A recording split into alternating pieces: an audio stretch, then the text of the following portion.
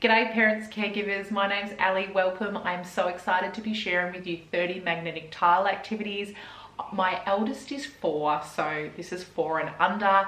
There is so much potential with these open-ended toys. So I'll probably be doing another one of these videos. This video is sponsored. I'm so excited to work with Bria from Connetix Tiles. As you know, I love them. I bought them myself. I've previously done a video where I shared some activities. So I'll leave that link below if you want to check it out after this one. But let's get into it. 30 activities that you can do with your kids. So you've got these magnetic tiles and you're like, what else can we do with them? There's so many different ways you can play with them. The first one is make an ice cream cone. So we were playing around with the triangles and then ta-da, it turned into an ice cream cone.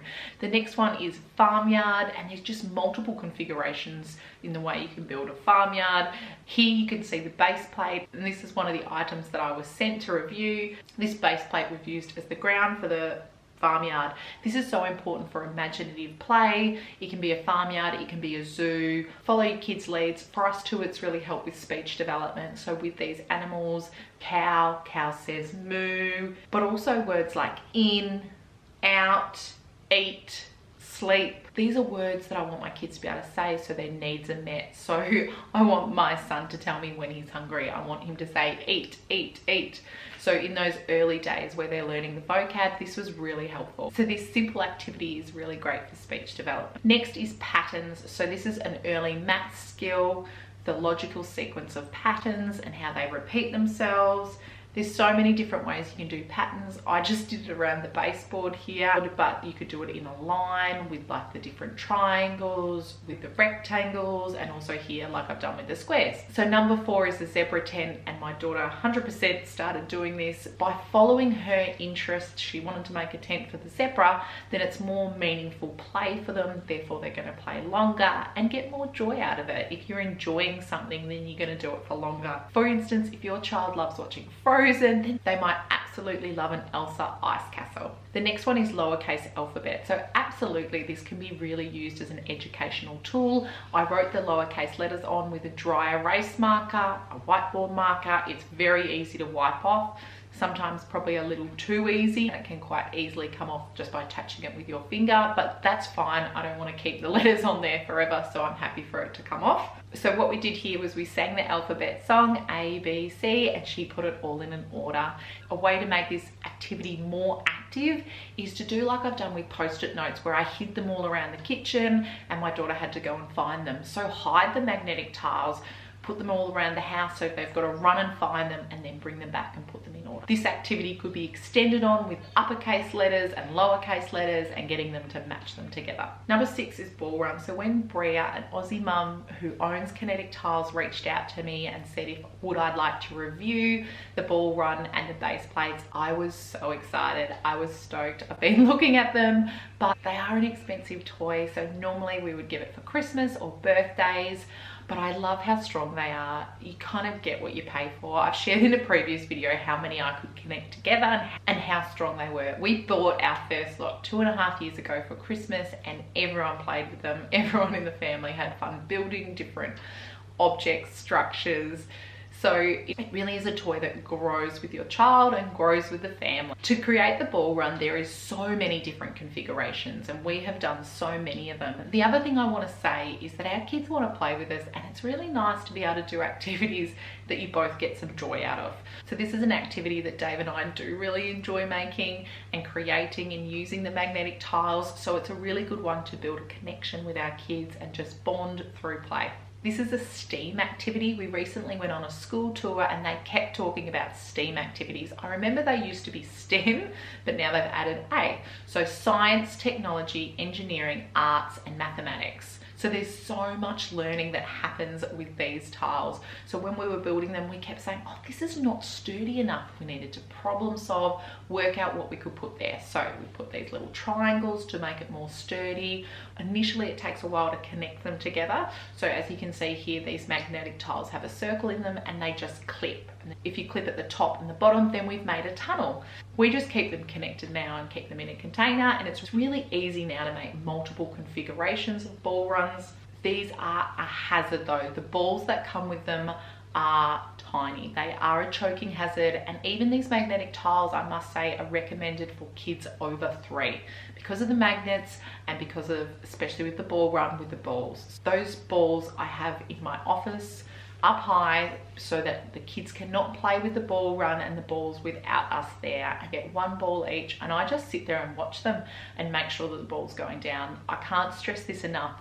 The ball is a choking hazard. When we first started building this, Dave and I did the majority of the connecting. It was a very heavy adult task just because our eldest is 4. So it would be very different if she was 8. But we have done the majority of the building and the connecting, and now she's able to just connect the magnetic tiles together and help create a ball run. Loves trying to make it higher and higher. Number 6 here is a magnetic board. So just using one of those base plates, a 2-year-old here is just putting on the different shapes and the different colors, and he's so interested in colors at the moment. So he's just trying to recognize the colors here. He just loves blue objects. Number 8 is vehicles packs. This was a gift last Christmas. A family member said, what should we get the kids? And I was like, please get them this. This motion pack has the ability to make so many different vehicles, and what I love here is just the cause and effect, the trial and error of trying to connect the 2 trailers together, and then you can put whatever you want on there. He is just stacking some tiles on there. We've used it as a cattle truck and often as a train. It's very often a train. Number 9 is counting and matching. So here I've just written the numbers on some magnetic tiles and then I've put the dots underneath.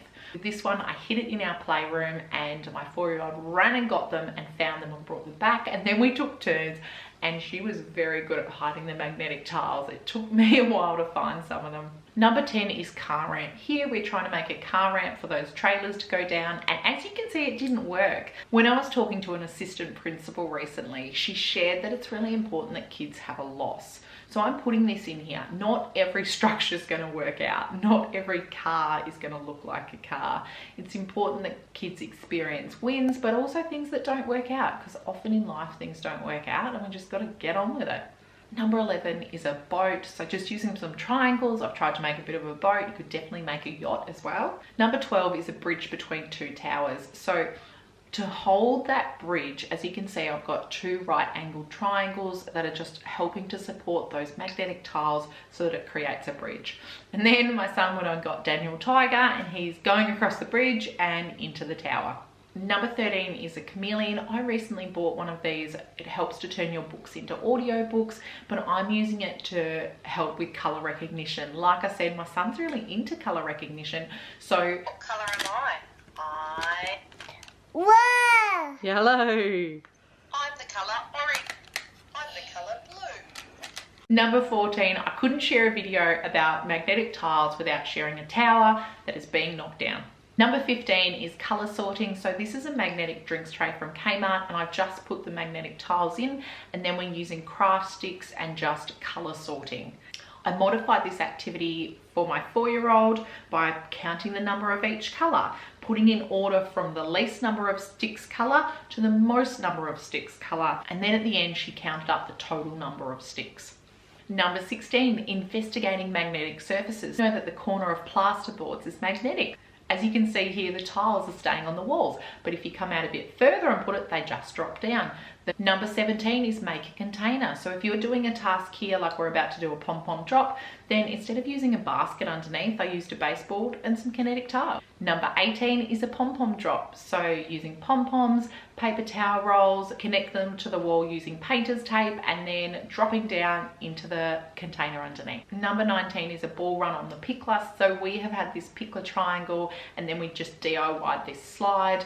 And so using the baseboards and the mini ones that came in the pack that we first bought, which was the 62 pack, and then just putting sides, and as you can see, I've put triangles so that these balls just drop down and bounce off the triangles and end up at the bottom. Number 20 is hidden bugs. So using a muffin tin, I have these bugs from Kmart. They were under $3 and the kids play with them a lot. They're just kind of loose parts. There's so many different ways that they can use them. For your child, it might be their favorite figurines.